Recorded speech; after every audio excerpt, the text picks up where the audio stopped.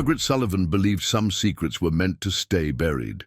At 72, she'd lived long enough to understand that certain truths served no purpose except to wound. But fate had other plans the afternoon she cleared out her husband. Joseph's dresser, 3 weeks after burying him.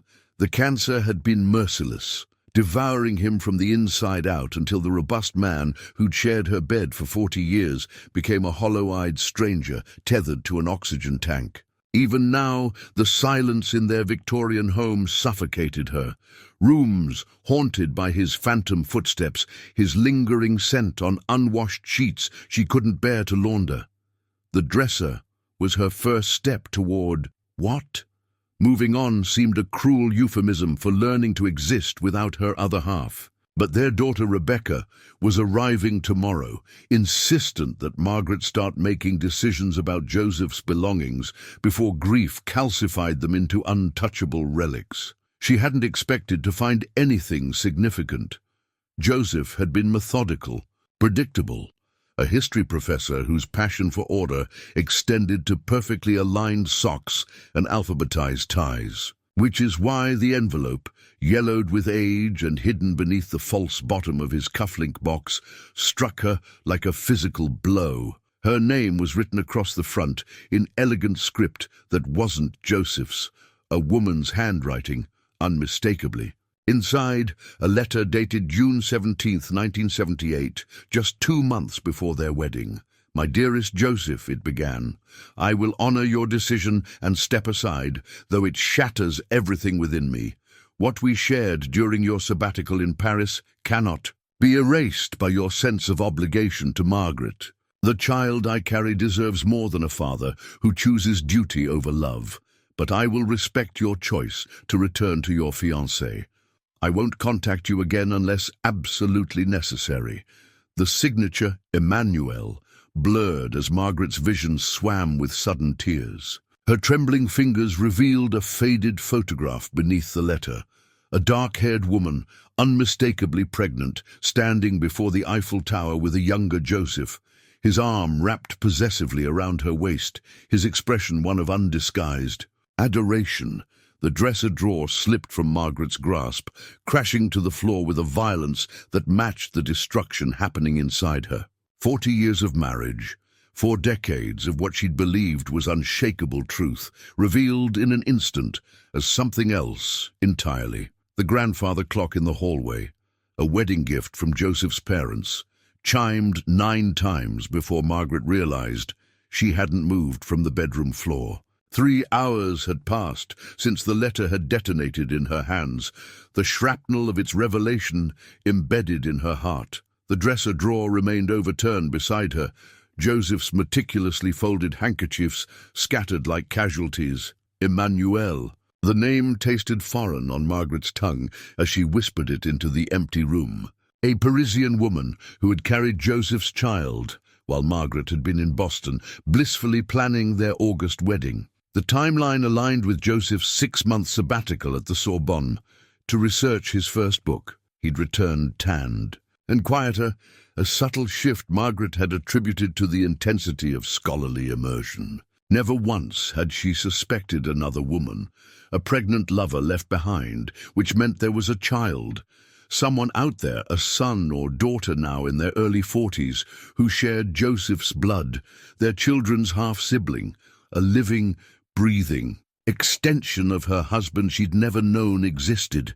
"Damn you, Joseph," Margaret whispered, the first glimmer of anger breaking through her shock. "Damn you for dying before I could ask why." She forced herself to stand, bones protesting after hours on the hardwood floor. Her reflection in the dresser mirror startled her.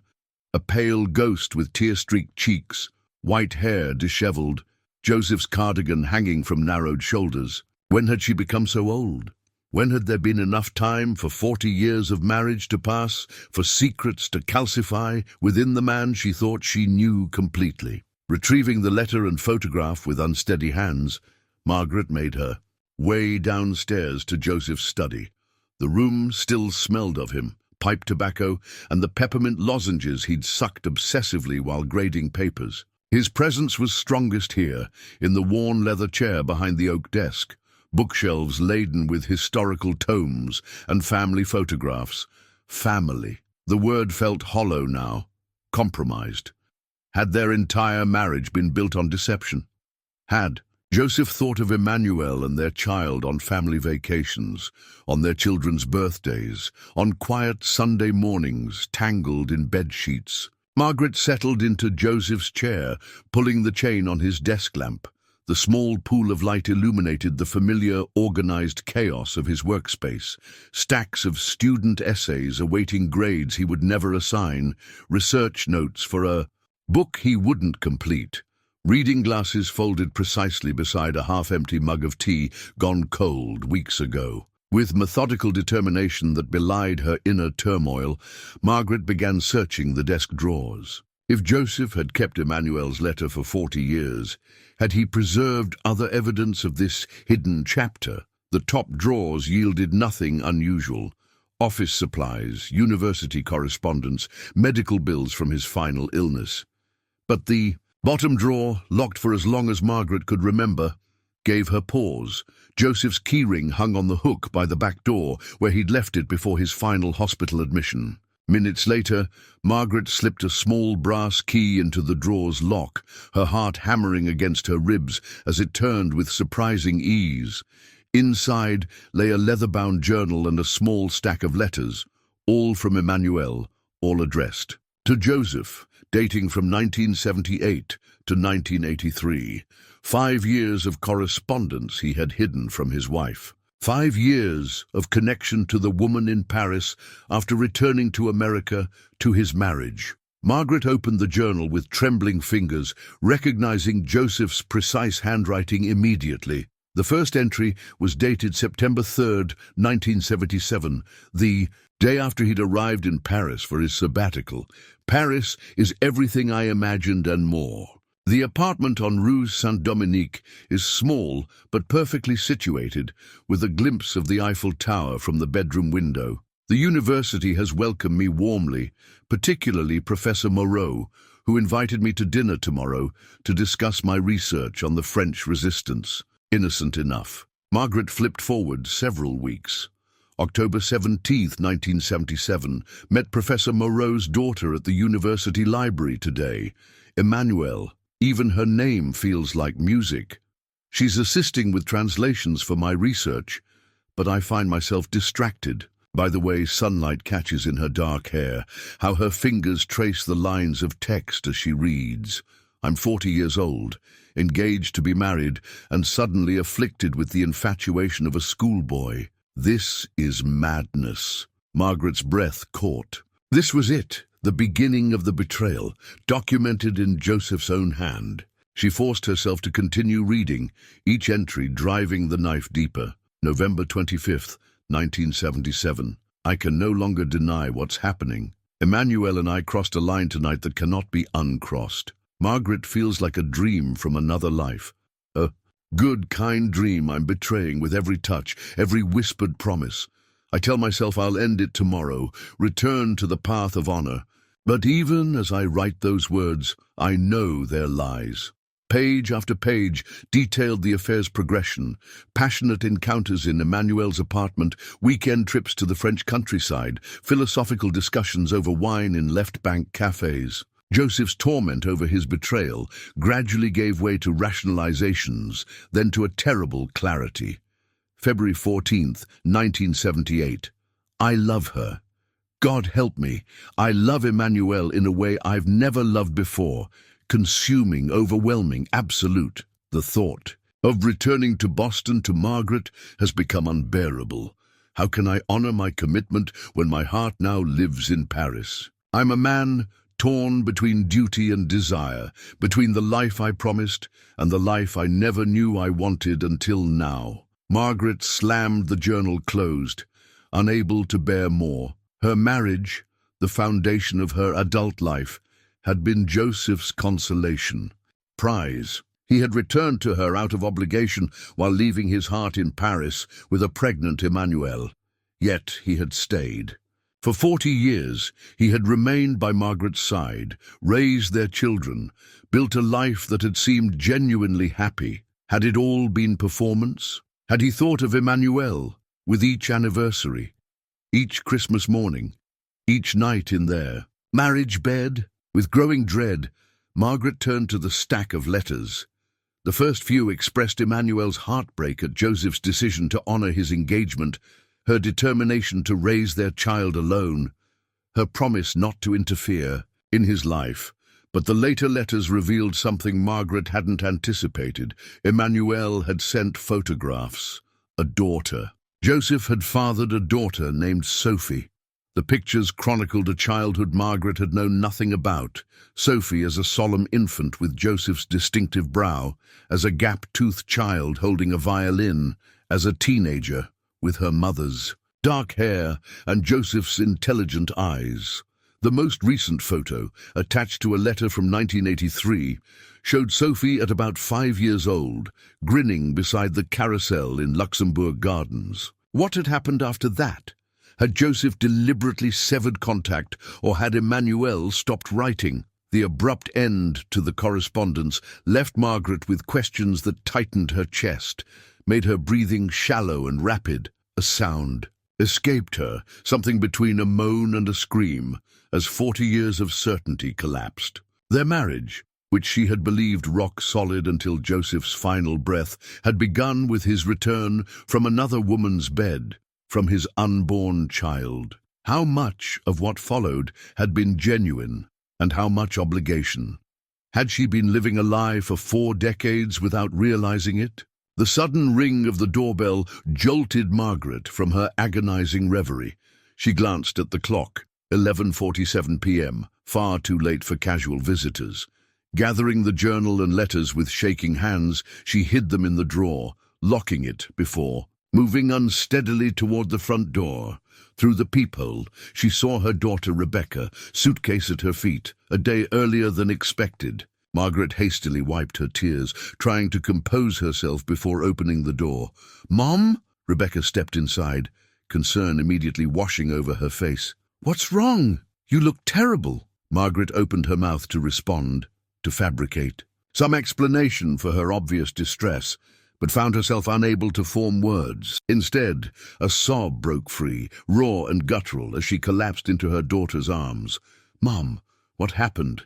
Rebecca's voice rose in alarm, her arms tightening protectively around her mother's trembling shoulders. "Your father," Margaret managed, between ragged breaths. "I found... There's a letter." "What letter?" "Mom, you're scaring me." Margaret straightened, suddenly aware of the weight of what she'd discovered. Should she tell Rebecca? Shatter her daughter's image of the father she had adored? Reveal that she had a half-sister somewhere in France she'd never known existed? The truth would devastate not just Margaret, but her children as well.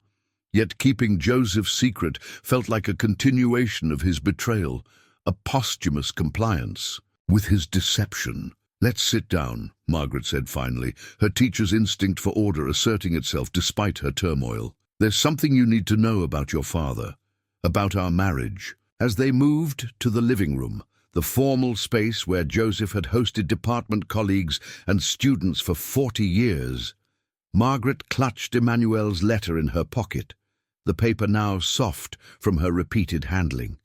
The life she had believed in had been built on shifting sand, and the tide of truth was coming in, threatening to sweep away everything she had thought immutable. "Mom?" Rebecca prompted gently, settling beside her on the sofa. "Whatever it is, we'll handle it together." Margaret took a deep breath, unfolding the letter that had rewritten her past and would now irrevocably alter her children's understanding of their father. "Your father had another life," she began, "a life I knew nothing about until today." The weight of revelation settled over Rebecca like a shroud as Margaret finished speaking. Between them on the coffee table lay the evidence of Joseph Sullivan's secret life, Emmanuel's letters, the photographs of Sophie, Joseph's damning journal entries. For 30 minutes, Rebecca had listened without interruption, her expression shifting from disbelief to anger to a grief as profound as when they'd buried her father 3 weeks earlier. "I don't understand," Rebecca said finally, her voice hollow. "Dad was He was the most principled man I've ever known. He lectured us about honesty, about integrity. How could he have hidden this for 40 years? Margaret shook her head, the same question having consumed her thoughts for hours. I don't know, sweetheart. I keep trying to reconcile the Joseph, who kept these secrets, with the man I thought I knew completely. Rebecca picked up a photograph of Sophie, age 5, dark curls framing a face that bore the unmistakable Sullivan nose, the same distinctive feature shared by Rebecca's brother Michael and her own daughter Emily. I have a sister, she said, wonder mingling with confusion. A sister in France who doesn't know we exist. Half-sister, Margaret corrected automatically, then winced at the defensive note in her voice. DNA was DNA, regardless of her feelings on the matter. Rebecca set down the photograph carefully. Does Michael know yet? No. I wanted to tell you first, with you being here. Margaret hesitated. I'm not sure what to do next. If we should do anything at all. What do you mean? Rebecca's brow furrowed. Of course we need to do something. We need to find her. The certainty in her daughter's voice surprised Margaret. Find Sophie after all this time? She's our family, Rebecca said simply. Dad's daughter, our sister, Emily and Jack's aunt. She deserves to know about us, and we deserve to know about her. She's a stranger, Margaret countered, decades of unconscious jealousy surfacing. A grown woman who's lived her entire life without us, who might not welcome this intrusion. Rebecca studied her mother with the perceptive gaze she'd inherited from Joseph. This isn't about Sophie, is it? It's about what finding her would mean for you, for your memories of Dad. Margaret flinched at her daughter's accuracy. 40 years, Rebecca. 40 years I believed our marriage was built on complete honesty. Finding Sophie, meeting her, it makes his betrayal real in a way I'm not sure I can bear. I understand, Rebecca said gently, but we can't make this decision based on protecting Dad's reputation or pretending this didn't happen. Sophie exists. She's out there somewhere, carrying Dad's DNA, maybe with children of her own who looked like Emily and Jack. The thought of grandchildren Margaret had never known, Joseph's bloodline continuing through a woman she'd never met, sent a sharp pain through her chest. Yet beneath the hurt lay a stubborn curiosity. What kind of woman had Sophie become? Did she have Joseph's love of history, his dry humor, his passion for classical music? How would we even find her? Margaret asked, practical concerns surfacing. These letters are nearly 40 years old. Emmanuel might have moved, or she couldn't bring herself to complete the thought. We start with what we know, Rebecca said, her natural problem-solving instincts emerging. Emmanuel's last name, her connection to the Sorbonne where Dad studied. Sophie would be around 42 now. In the internet age, people leave digital footprints. Margaret nodded slowly, remembering the journalist's resourcefulness that had made Rebecca successful in her career. If anyone could track down a French woman with only decades-old information, it would be her daughter. Before we go any further, Margaret said, a thought occurring to her, we need to consider if Joseph maintained contact after these letters. If he knew where Sophie was all along. Rebecca's expression darkened. You think he might have been in touch with them recently, without telling you? I don't know what to think anymore, Margaret admitted. The man who kept these secrets for 40 years could have kept others. They spent the next 2 hours searching Joseph's study methodically, examining his filing cabinets, his email accounts, his phone records. Nothing suggested contact with Emmanuel or Sophie in recent years, though Margaret noted multiple trips to academic conferences in Paris over the decades. Had those all been legitimate scholarly endeavors or opportunities to see his French daughter? At 3 a.m., exhausted and emotionally drained, they finally paused. We should sleep, Margaret suggested, noting the dark circles under Rebecca's eyes. Continue tomorrow when your brother can join us by video call. Rebecca nodded reluctantly. I'll text him in the morning, ask him to make time for an important family discussion. She hesitated. Are you sure you want to be alone tonight, Mom? I can sleep in your room if you'd like. The offer touched Margaret deeply, her daughter's instinct to protect her from the crushing solitude that had characterized the weeks since. Joseph's death. But she needed space to process, to sit with this new reality without managing someone else's emotions alongside her own. "I'll be all right," she assured Rebecca. "This isn't the first night I've spent wondering who your father really was. Just the first time I've had evidence that my doubts were justified." As Rebecca headed upstairs to the guest room, Margaret returned to Joseph's study, drawn by some indefinable need to be surrounded by his things, to search for clues to the man behind the carefully constructed facade. The leather chair creaked as she settled into it, running her fingers over the worn armrests that bore the imprint of his hands. "Who were you, Joseph?" she whispered to the empty room. "The devoted husband and father I thought I knew, or the man who left his pregnant lover and unborn child in Paris? Were you ever truly mine at all?" Outside, rain began to fall. Gentle, at first, then with increasing intensity, drumming against the windows of the Victorian home they'd restored together over decades. Margaret pulled Joseph's cardigan tighter around her shoulders, breathing in his lingering scent as she contemplated the impossible task ahead, reconciling 40 years of cherished memories with the devastating truth that her entire marriage had been built on a foundation of secrets and lies. The kitchen smelled of coffee and fresh-baked scones when Margaret emerged the next morning. Rebecca stood at the counter, phone pressed to her ear as she spoke in hushed tones. Her daughter's innate efficiency had always been a comfort. Now it felt like a lifeline. "That's exactly what I need," Rebecca was saying. "Anything you can find on an Emmanuel Moreau associated with Sorbonne University in the late 1970s. She paused, listening. "Yes, I understand it's a long shot. Just do your best." "Thank you." "Pierre," she ended the call, turning to find Margaret in the doorway. "Mum, I didn't hear you come down. Did you sleep at all?" "Barely," Margaret admitted, accepting the mug of coffee Rebecca offered. Who was that on the phone? Pierre Dupont, a journalist colleague in Paris. "He owes me a favor from when I helped him with sources for his exposé on corporate corruption." Rebecca's expression was carefully controlled. "I've asked him to do some preliminary searching for Emmanuel." Margaret nodded, unsurprised by her daughter's proactive approach. Rebecca had always been the doer in the family, tackling problems head on, while her brother Michael tended to process matters more internally. "I texted Michael," Rebecca continued. "He's arranged to clear his schedule for a video call at 11. I didn't tell him why, just that it was urgent family business." The mention of her son brought a fresh wave of dread. Michael had idolized his father, following Joseph into academia with a professorship in classical history at Berkeley. This revelation would shatter not just his personal image of his father, but potentially his professional one as well. "We need to be careful how we present this to him," Margaret cautioned.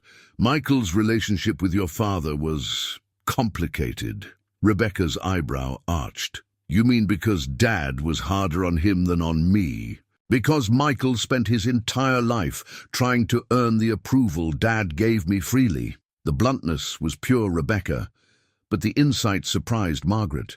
She hadn't realized her children were so aware of the dynamics Joseph had created between them. "Yes," she acknowledged, "this could hit him particularly hard." The grandfather clock chimed 9 as they settled at the kitchen table with coffee and scones. Margaret found herself picking at her food, appetite diminished by the weight of what lay ahead. "Mom," Rebecca said suddenly, "there's something we need to discuss before Michael joins us." She hesitated, choosing her words carefully. "Last night I was thinking about timeline, about when Dad returned from Paris, when you got married. If Sophie is 42 now, I was already pregnant with Michael when Joseph returned from his sabbatical." Margaret finished the thought, her voice flat. "Yes, I realize that too." The implications hung between them. Joseph had returned to Margaret, knowing Emmanuel was carrying his child, only to discover his fiancée was also pregnant. A man trapped between two expectant women, choosing one. Family over the other.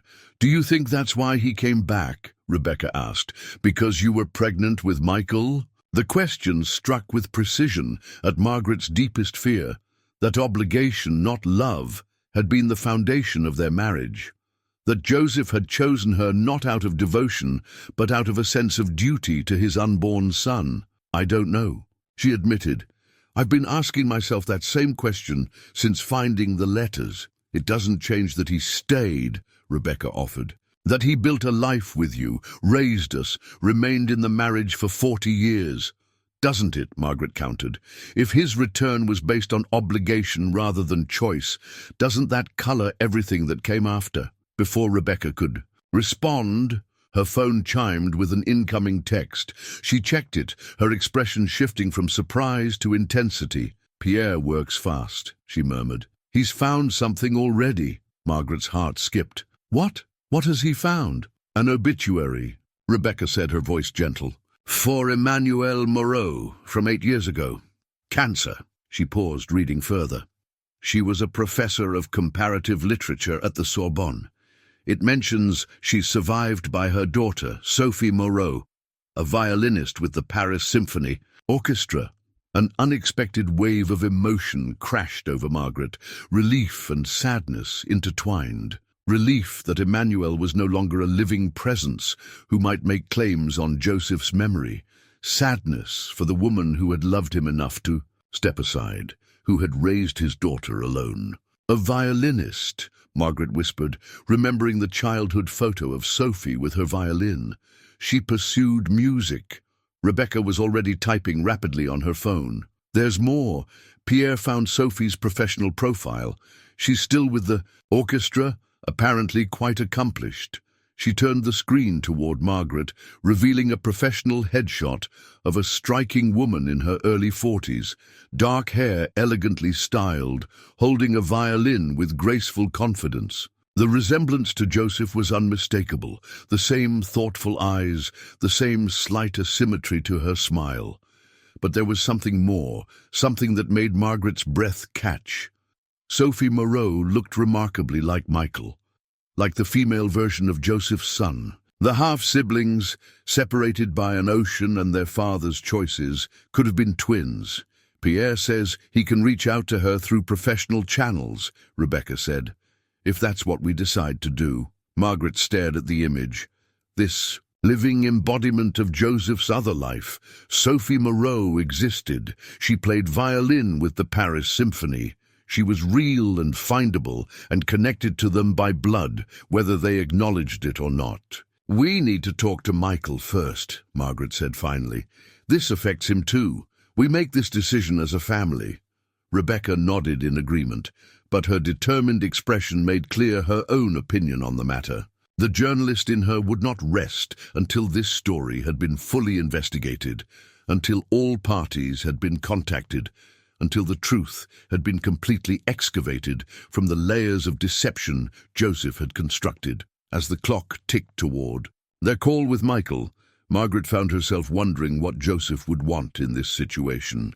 Would he be horrified at the discovery of his secret, desperate to maintain the separation between his two families? Or would some part of him be relieved that the truth had finally emerged, that the children he had fathered might eventually know one another? The man she thought she had known for 40 years would have valued truth, integrity, familial connection. But that man, she was discovering, had been partly fiction, a carefully crafted persona that concealed secrets so profound they threatened to rewrite her entire understanding of their shared life. At 10 minutes to 11, Rebecca set up her laptop on the dining room table, preparing for the video call with Michael. Margaret settled beside her, straightening her shoulders, summoning strength for the conversation ahead. Whatever came next, whatever they decided about Sophie, this was just the beginning of a journey that would forever alter their families. Understanding of itself. The past couldn't be changed, but its revelation had opened doors to a future Margaret had never imagined. One that might include Joseph's daughter, the child he had left behind in Paris 42 years ago. Michael Sullivan's face appeared on the screen precisely at 11, Berkeley sunshine streaming through windows behind him. At 42, he was Joseph's mirror image. The same scholarly intensity, the same thoughtful brow, even the same habit of adjusting his glasses when confronted with something unexpected. Like his father's death 3 weeks earlier, which had left him visibly hollowed despite his attempts at composure. "Mom, Becca," he greeted them, his voice warm despite the concern etched on his features. "What's this urgent family business? Is everything all right?" Margaret and Rebecca exchanged glances, their carefully rehearsed approach suddenly inadequate for the magnitude of what they needed to share. "There's no easy way to say this, Michael," Margaret began, her teacher's instinct for clarity asserting itself despite her churning emotions. "I've discovered something about your father, something he kept hidden from all of us for over 40 years. Michael's expression shifted, wariness replacing concern. "What are you talking about?" Rather than explaining further, Margaret held up Emmanuel's letter, then placed it on the table where the laptop camera could capture it. "I found this yesterday, hidden in your father's cufflink box. There's more. A journal, other letters, spanning several years, all concealed in his study." Rebecca carefully positioned the laptop so Michael could see the documents spread across the table, the physical evidence of Joseph's deception. As Margaret read Emmanuel's letter aloud, she watched her son's face transform from confusion to disbelief, to a hardening anger that made him look even more like his father. "This is a mistake," Michael said flatly when she finished. "Some colleague playing a cruel joke or a draft of a novel Dad was working on. He wouldn't have—" "It's real, Michael," Rebecca interrupted gently. "There are photographs." She held up the image of Joseph with a pregnant Emmanuel in Paris, then the progression of Sophie's childhood pictures. "Dad had a daughter in France. You have a half-sister." Michael removed his glasses, pinching the bridge of his nose, Joseph's exact gesture when confronted with uncomfortable truths. The parallel sent a fresh wave of pain through Margaret's chest. "A sister," he repeated, voice hollow. "Who would be exactly my age?" Margaret hadn't anticipated this immediate realization, though she should have. Michael, precise and analytical like his father, would naturally calculate the timeline immediately. "Yes," she confirmed, "Emmanuel was pregnant when your father returned from his sabbatical. When he discovered I was also pregnant with you, he made his choice." "His choice," Michael echoed, bitterness seeping into his tone. "To abandon his pregnant lover and unborn child in Paris, to return to his pregnant fiancée out of what? Obligation? Convenience? A coin toss to decide which family to claim?" The raw hurt in his questions mirrored Margaret's own tortured thoughts since discovering the letters. The tenuous foundation beneath their family history had been revealed as even more fragile than she'd initially realized. "We don't know exactly why he made that choice," Rebecca said. "Only that he did, and that it shaped all our lives, including Sophie's." "Sophie." Michael tested the name, as if trying to make the concept of this half-sister concrete. "And she's alive? In Paris?" "Yes," Rebecca confirmed. "A violinist with the Paris Symphony Orchestra. Her mother, Emmanuelle, died 8 years ago." Michael's expression grew distant, processing this information with the historian's mind he'd inherited from Joseph. 8 years ago, Dad went to Paris for a conference that year. He extended his trip by several days, said he needed to visit archives for his research. The implication hung in the digital space between them. Had Joseph attended Emmanuelle's funeral? Had he reconnected with Sophie after decades of separation? "We don't know if he maintained any contact," Margaret said. "The letters we found stop in 1983, when Sophie was about 5. But there were all those conferences, those research trips to France over the years," Michael countered. "Are we supposed to believe he never saw them again? The man who kept their letters and photographs hidden for 40 years, who maintained that secret his entire life." The question struck at the heart of Margaret's deepest fears, that Joseph's deception had been even more extensive than the evidence suggested.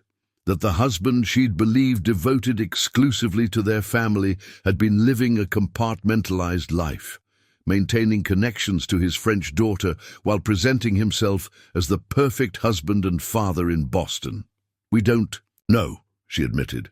"That's part of what we need to decide now, how far to pursue this. Whether to contact Sophie." Michael's head snapped up.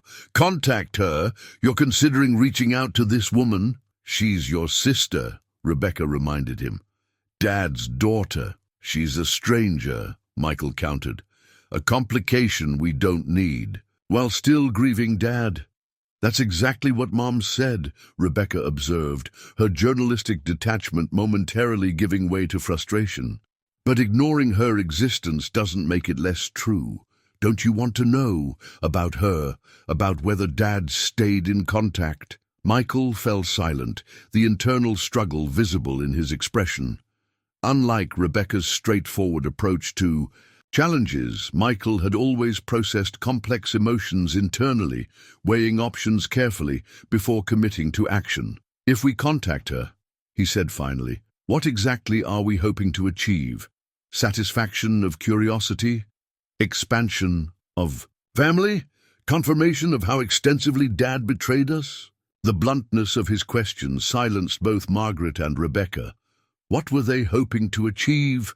What possible outcome could repair the damage Joseph's revelation had inflicted on their family narrative? "Perhaps," Margaret said slowly, "it's about truth. About finally having a complete understanding of your father, of our family history, about giving Sophie the chance to know her American family, if she wishes. And if she doesn't know about us," Michael challenged. "If Dad never told her he had other children, are we prepared to shatter her understanding of her father, just as ours has been shattered?" It was a perspective neither Margaret nor Rebecca had fully considered, that Sophie might be as ignorant of their existence as they had been of hers, that their revelation might inflict on her the same pain they were currently experiencing. "We need to proceed carefully," Margaret acknowledged. "But I believe we need to proceed. For 40 years Joseph controlled this narrative, decided who knew what about whom. Perhaps it's time the rest of us had a voice in the story." The certainty in her statement surprised even herself. After the initial shock and pain, something had crystallized within Margaret, a determination to uncover the complete truth, whatever it might reveal about the man she had loved and the marriage she had believed unshakable. Michael studied her through the screen, recognition dawning in his expression. "You've already decided, haven't you?" "Both of you have," Rebecca nodded, unapologetic. "I've asked my contact in Paris to arrange a meeting with Sophie if she's willing, just to talk, to share what we've discovered. What happens after that would be up to all of us." "Including Sophie," Margaret added. "She deserves a choice in this too." Michael removed his glasses again, rubbing his eyes in a gesture of fatigued acceptance. "When do you leave for Paris?" The question caught both women off guard. "We haven't discussed," Margaret began. "Come on," Michael interrupted. "I know my sister. Rebecca's not going to delegate this to some French journalist friend. She's already mentally packing her bags." He sighed, resignation replacing anger. "And I know you, Mom. Now that you've found this truth, you won't rest until you've seen it through completely." Margaret couldn't deny the accuracy of his assessment. The initial shock of discovery had evolved into a deep need to understand, to see Sophie in person, to look into the eyes of the daughter Joseph had left behind, to perhaps find in her some insight into the man Margaret had thought she knew completely. "We should all go," Rebecca suggested. "The three of us together, meet Sophie as a family if she's willing." Michael hesitated, the historian warring with the wounded son. "I have classes, responsibilities, which can be covered by colleagues." "And for a week," Rebecca countered.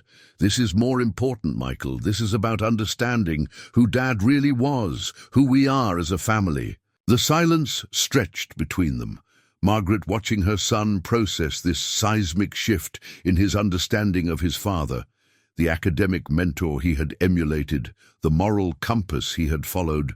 revealed now as fundamentally more complex and flawed than any of them had realized. "I'll need a few days to arrange things here," Michael said finally. "But yes, I'll come. We should do this together." As they discussed logistics, Rebecca would contact her Parisian journalist friend to approach Sophie. Michael would arrange for his classes to be covered. Margaret would book flights and accommodations. A strange sense of purpose began to replace the devastation of the past 24 hours. Joseph's secret had detonated in their midst, shattering 40 years of family narrative. But from those fragments, something new was emerging.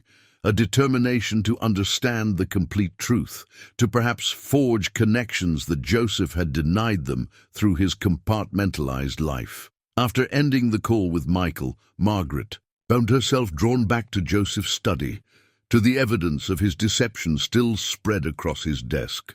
The photographs of Sophie, from solemn infant to confident child, to the professional violinist they had discovered online, traced the development of a daughter Margaret had never known existed, the child Joseph had chosen not to claim. "What were you thinking, Joseph?" she whispered to the empty room, running her fingers over his handwriting in the journal. "Did you ever regret your choice? Did you watch Michael growing up and wonder about the daughter you left behind? Did you love any of us completely, or were we all just fragments of a divided heart?" No answers came from the silent study, from the empty chair where Joseph had spent countless hours grading papers, writing books, maintaining the facade of the devoted family man. Only the evidence remained. The letters, the photographs, the journal entries documenting a path not taken, a love abandoned, a daughter denied her father's name and presence. In 1 week they would be in Paris, potentially face to face with Sophie Moreau, the living embodiment of Joseph's secret life, the daughter who might hold pieces of him none of them had ever known. Margaret wasn't sure what she hoped to find in that meeting. Absolution, understanding, confirmation of her worst fears about her marriage. But she knew with absolute certainty that she needed to look into Sophie's eyes to see for herself what Joseph had walked away from when he returned to Boston 42 years ago. The truth, however painful, was preferable to the comfortable illusions that had defined her life for the past 40 years. Whatever they discovered in Paris, Margaret was determined to finally know the complete reality of the man she had married, the father of her children, the complex human being behind the carefully constructed facade that had now, at last, begun to crumble. Paris welcomed them with unexpected sunshine, the April light gilding ancient buildings as their taxi navigated narrow streets. After checking into their small hotel in the 6th arrondissement, Rebecca immediately checked her phone for messages. "Pierre confirmed our meeting with Sophie tomorrow," she announced. "Café Les Deux Magots, 10 o'clock. Margaret nodded, her exhaustion momentarily overcome by a surge of nervous anticipation. This elegant city had claimed Joseph's heart decades ago, had given him a daughter they'd never known. Now they were here. 3 Sullivan family members on a pilgrimage of truth-seeking. Did she seem receptive? Margaret asked, unable to find a better word. "Pierre says she was shocked but not angry," Rebecca replied. Apparently, Sophie had always suspected there was more to her father's story than Emmanuel had shared. Michael stood at the window, his profile so reminiscent of Joseph that Margaret's breath caught. "I still can't believe we're doing this," he murmured. "Meeting a sister I never knew existed until 3 days ago." That evening, they dined at a small bistro, conversation revolving around practicalities. What to say to Sophie, how much to reveal about Joseph, whether to share the letters and photographs they'd brought. Beneath their careful planning lurked deeper questions none dared voice aloud. Had Joseph loved Emmanuel more deeply than Margaret? Had obligation rather than love kept him in Boston? Had he maintained contact with Sophie throughout her life? "Whatever happens tomorrow," Margaret said as they walked back to their hotel, the Eiffel Tower glittering in the distance, "we face it together, as a family." In their respective rooms that night, Each Sullivan confronted private demons. Margaret stared at Joseph's wedding ring, which she'd brought impulsively, wondering if it had always been a symbol of compromise rather than devotion. Michael researched Sophie's musical career online, finding recordings that revealed his half-sister's extraordinary talent. Rebecca prepared questions with journalistic precision, determined to uncover the complete truth about her father's double life. Morning arrived with clouds gathering over Paris, a fitting backdrop for the reckoning that awaited them at Les Deux Magots, the historic café where their families past and present were about to collide. Les Deux Magots hummed with conversation and the rich aroma of coffee as Margaret, Rebecca and Michael arrived 15 minutes early. They selected a table near the back, angled to observe the entrance. "How will we recognize her?" Michael asked, fidgeting with his napkin. "I showed you her orchestra photo," Rebecca reminded him gently. "Besides," Margaret added, "she'll look like you." The observation silenced them all. Whatever Sophie Moreau had inherited from her mother, she would undoubtedly carry Joseph's genetic imprint, the same imprint evident in Michael's features, in Rebecca's thoughtful gaze. At precisely 10 o'clock, the cafe door opened. A woman entered, hesitating briefly before scanning the room. Tall and elegant in a simple black dress, dark hair swept into a loose knot, violin case slung over one shoulder. Even from a distance, the resemblance to Michael was startling.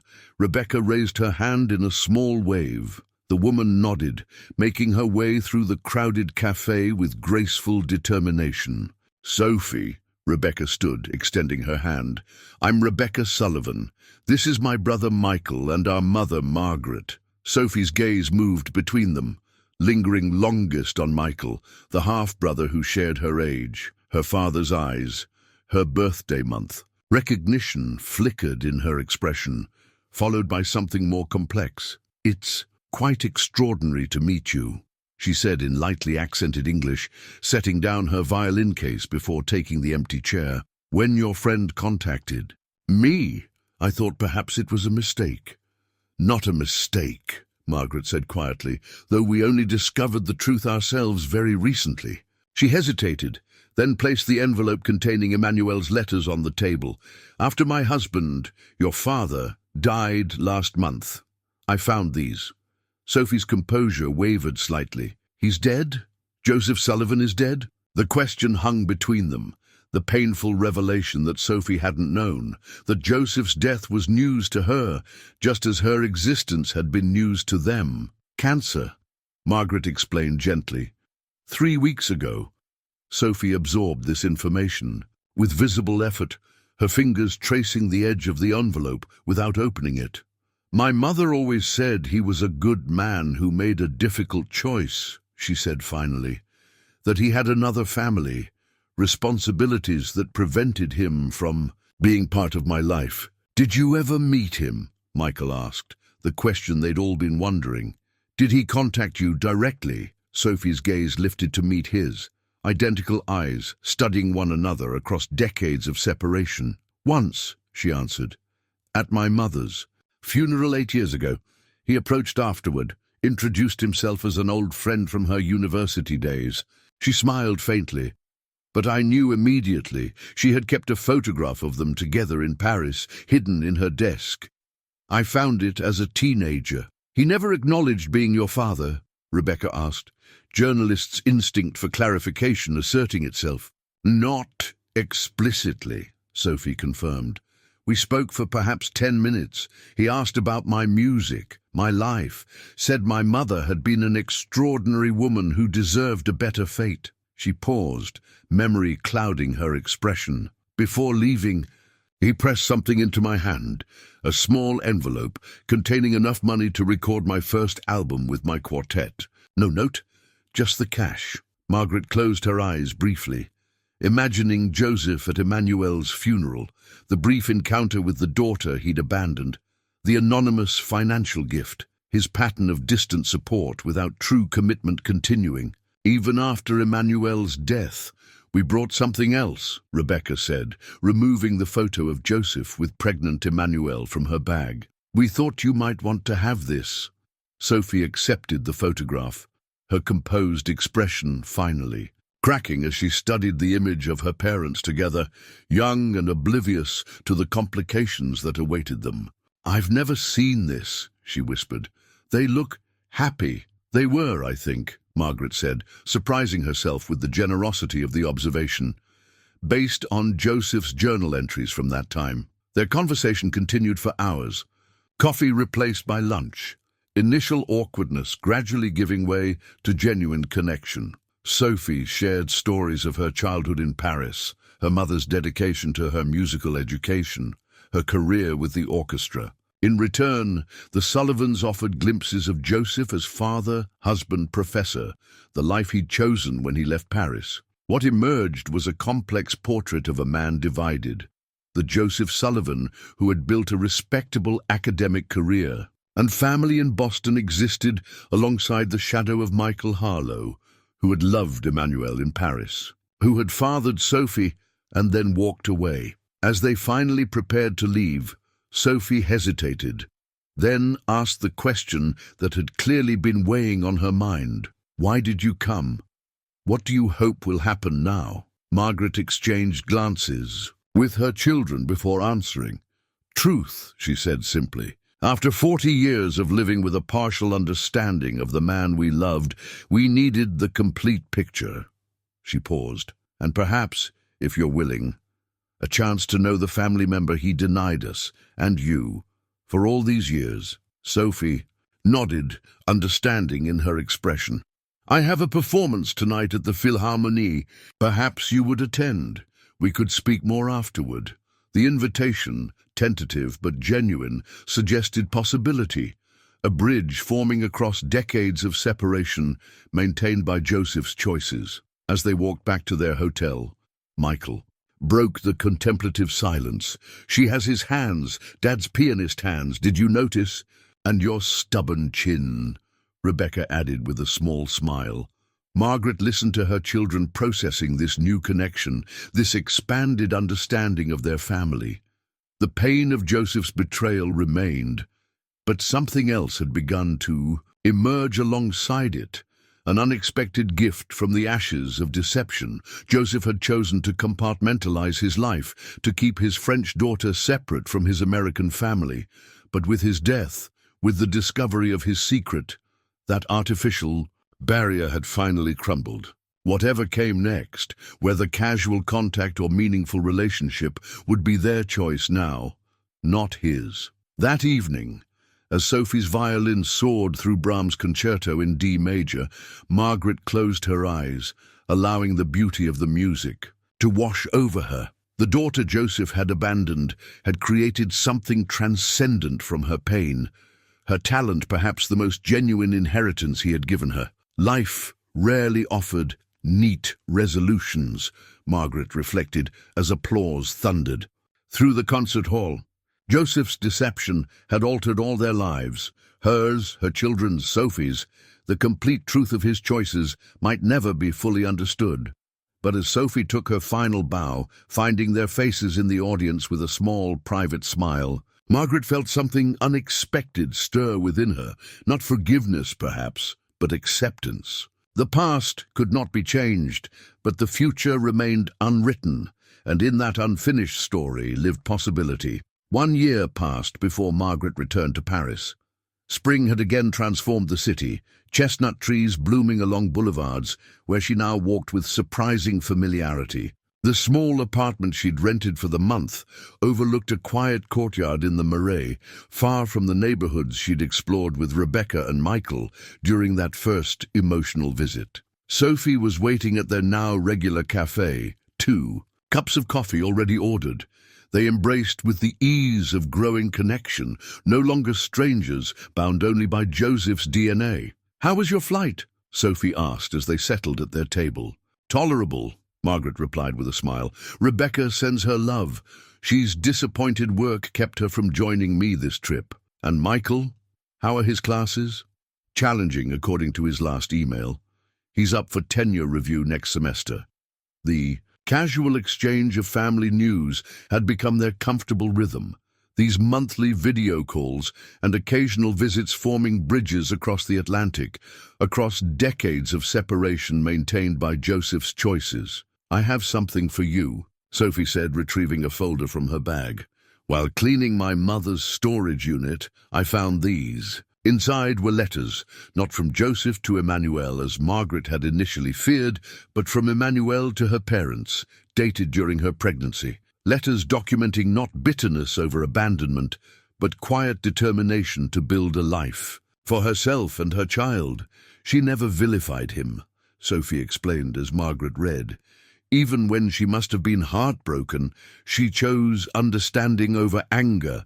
It shaped how I viewed him, as someone who had made a difficult choice, not as someone who had abandoned us. Margaret nodded, recognizing the grace Emmanuel had extended to Joseph, a grace that had allowed Sophie to grow up without the weight of rejection that could have defined her. A gift to the daughter they shared, though Emmanuel couldn't have known it then. "The past year has taught me something," Margaret said, carefully refolding the letters. "We can never fully know another person, not even someone we've lived with for 40 years. Joseph was neither the perfect husband I believed in, nor the heartless abandoner I feared when I discovered your existence. He was simply human, flawed, complex, capable of both profound love and profound mistakes." Sophie smiled, a familiar expression that still occasionally startled Margaret with its resemblance to Michael. "I've been thinking about performing in Boston this fall. The symphony has been invited for a special concert series at Harvard. You'd be welcome to stay with me," Margaret offered immediately. "Rebecca and Michael would be thrilled to show you around." As they continued their conversation, moving from shared history to present connections, Margaret reflected on the unexpected gift Joseph's deception had ultimately delivered. Not the marriage she had believed in for 40 years, but something perhaps more valuable, an expanded family, an authentic understanding of the man she had loved, and the liberation that came with finally seeing complete truth, however painful. Joseph's secret had shattered her world. But from those fragments, something new had been carefully, deliberately reconstructed, not perfect, not unmarked by past wounds, but genuine in a way her marriage, she now understood, had never fully been.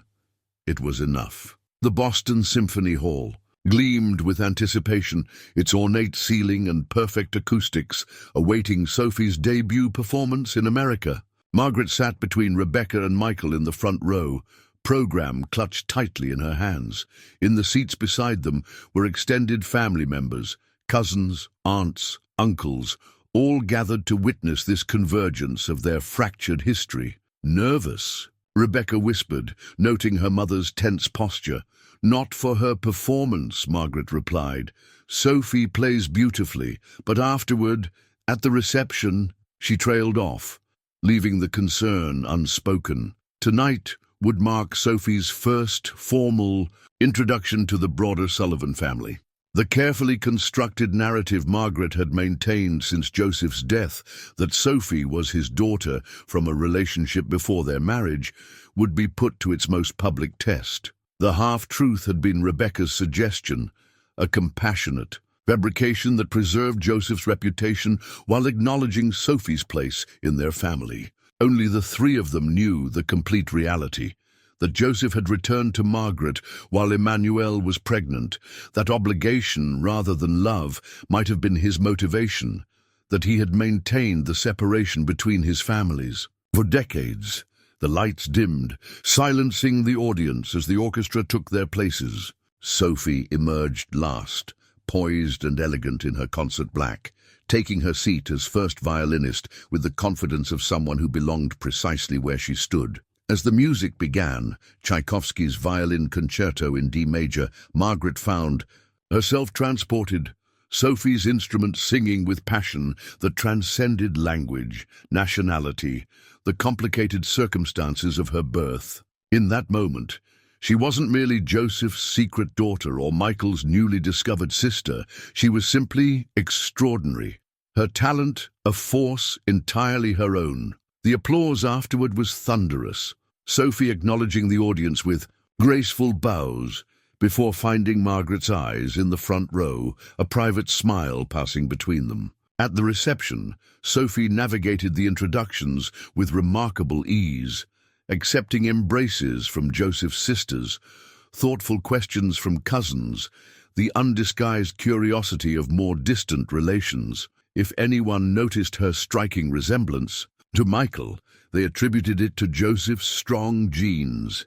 If anyone wondered about the timing of her birth, they kept such calculations to themselves. "She fits," Michael observed, watching Sophie charm Joseph's older brother with her perfect French and gentle humor. "As if she's always been part of us." Margaret nodded, sipping champagne that couldn't quite steady her nerves. She deserved this all along, to know her father's family, to have connections beyond just Emmanuel. "Dad made a choice," Rebecca said quietly, "one that shaped all our lives. But we've made a different one, to welcome Sophie, to expand our understanding of family rather than maintain his compartmentalization." As the evening progressed, Margaret found herself drawn into conversation with Joseph's oldest friend, Charles Bennett, his fellow history professor, who had delivered the eulogy at his funeral. "Joseph would be pleased," Charles said, watching Sophie across the room,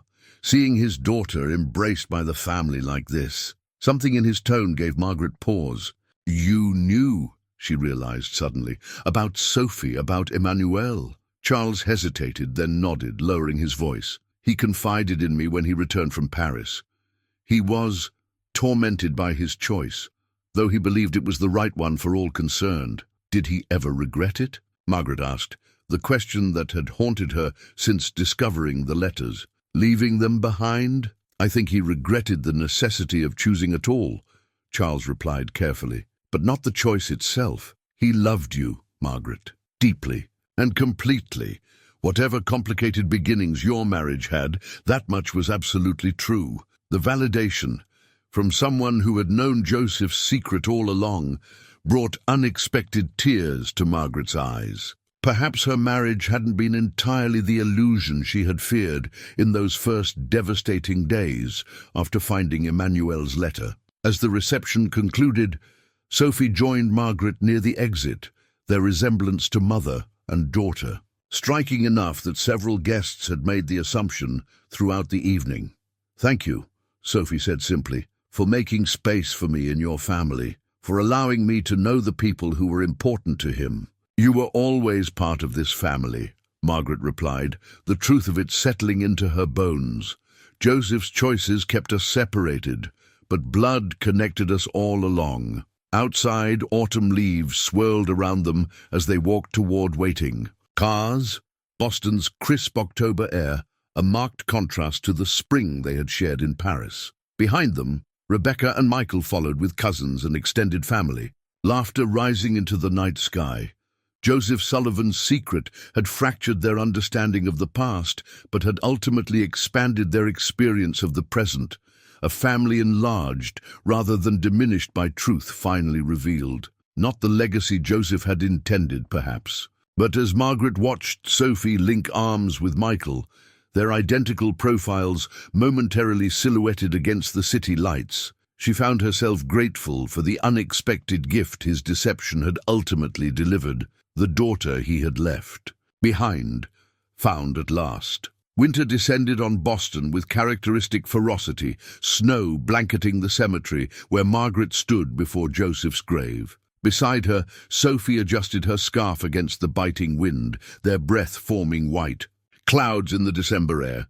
"I've never seen so much snow," Sophie observed, the Parisian in her still adjusting to New England weather despite her third visit in 18 months. "Joseph always loved the first heavy snowfall," Margaret replied, brushing accumulation from the simple headstone that bore her husband's name, birth date, death date, the stark chronology of a life now understood to be far more complex than those facts suggested. This pilgrimage had been Sophie's request, to visit her father's grave. Before returning to Paris after the Christmas holiday she'd spent with the Sullivans. The 2 weeks had transformed Margaret's home, filling it with music as Sophie practiced for upcoming performances, with laughter as she and Michael discovered their shared terrible cooking skills, with late-night conversations between Sophie and Rebecca about their respective childhoods. "Did you speak to him?" Toward the end, Sophie asked, her question gentle but direct, the same forthrightness Margaret had come to appreciate in her stepdaughter.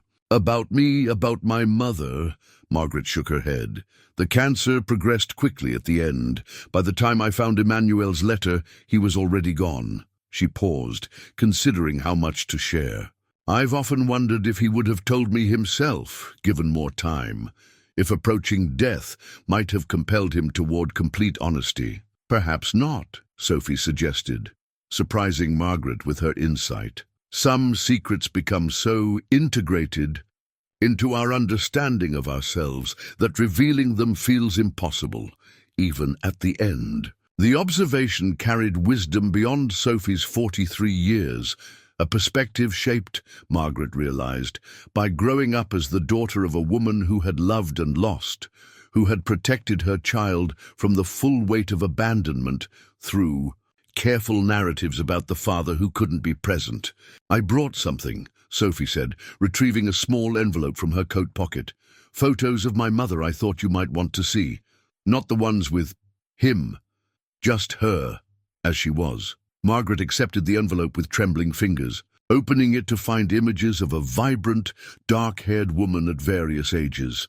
Emmanuel in her university office, Emmanuel with young Sophie at a park, Emmanuel in later years with distinguished silver streaking her hair. "She was beautiful," Margaret said honestly. "Yes," Sophie agreed, "and kind. She never spoke ill of him, even when I asked difficult questions as a teenager. She said simply that he had made the best choice he could with the options available." To him, the generosity of this perspective, from the woman Joseph had left pregnant and alone, brought unexpected tears to Margaret's eyes. What strength had it required for Emmanuel to frame Joseph's abandonment this way to their daughter? What grace had allowed her to choose understanding over bitterness? "I was so angry when I first discovered the truth," Margaret admitted. "At Joseph, at myself, for not somehow knowing, even irrationally at your mother for being the woman he had loved in Paris. But now," she gestured to the envelope of photos, "now I find myself grateful to her for raising you with such compassion, for allowing you to view your father without the weight of rejection that could have defined your relationship to him." Sophie nodded, understanding passing between them, these two women connected by the same man's love, by his choices both selfish and selfless, by the daughter he had fathered and then left behind. "In music," Sophie said as they turned to leave, the cemetery, snow crunching beneath their boots, "we're taught that resolution doesn't erase what came before. The dissonance, the tension, it's integral to the complete piece. Without it, the harmony that follows lacks meaning." Margaret considered this wisdom as they walked toward the car where Michael waited, heater running against the cold. The past 2 years had been a masterclass in accepting dissonance, the jarring revelation of Joseph's secret life existing alongside 40 years of genuine shared history, the anger at his deception coexisting with appreciation for the family that had emerged from his choices. That evening, back at the house, Sophie played for them, Bach's Chaconne in D minor, filling the living room where Joseph's books still lined the shelves, where family photographs now included Sophie alongside Rebecca and Michael. The piece moved from minor to major and back again, both mourning and celebration woven into its complex structure. Watching Sophie's bow dance across the strings, her expression lost in the music that had been her lifeline, her connection to something larger than individual pain, Margaret felt a sense of completion she hadn't expected to find after Joseph's betrayal. Not the life she had believed in for 40 years, not the simple narrative of perfect marriage she had cherished, but something authentic, textured by truth finally revealed, enlarged by connections that Joseph's death had paradoxically made possible. As the final notes faded into silence, Sophie lowered her violin, finding Margaret's eyes across the room. No words were needed between them.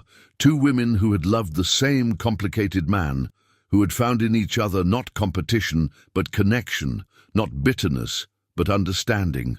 Outside, snow continued to fall, softening the landscape, covering the sharp edges of winter with something new and unmarked. Inside, warmth prevailed, not despite the truth, but because of it. 5 years to the day since finding Emmanuel's letter, Margaret hosted the annual Sullivan family gathering at her home. The dining room overflowed with 3 generations: Rebecca's teenage sons arguing politics with Michael's wife, cousins catching up over wine, Sophie's daughter Elise practicing English with her American relatives. "More wine, maman?" Sophie asked, refilling Margaret's glass without waiting for an answer. Despite Margaret's initial correction years ago, Sophie's use of the French endearment had stuck, becoming their private acknowledgement of the unusual relationship they had forged. "Thank you, dear," Margaret replied, surveying the scene with quiet satisfaction. The mantelpiece displayed an evolution of family photographs: Joseph and Margaret's wedding, their children growing up, and newer additions: Sophie's quartet performance at Carnegie Hall, Michael receiving tenure, Rebecca's journalism award, all 3 siblings together at Sophie's Paris apartment. A family expanded rather than diminished by truth. Later, as guests departed and Sophie helped clear dessert plates, she paused beside Joseph's portrait in the hallway. "Do you still miss him?" she asked Margaret. "Every day," Margaret admitted. "But I've made peace with loving someone I never fully knew." Sophie nodded, understanding in her eyes. "Perhaps that's all any of us can do. Accept the mystery in those we love." As darkness settled over Boston, Margaret sat in Joseph's study, now converted to a music room, where Sophie's violin rested in its open case. The journals and letters that had revealed her husband's deception were preserved in a box she rarely opened anymore. The anguish of discovery had gradually been replaced by acceptance, by the unexpected gift Joseph's secret had ultimately delivered, not the marriage she had believed in for 40 years, but a family made richer, more authentic, and ultimately more loving through truth finally revealed.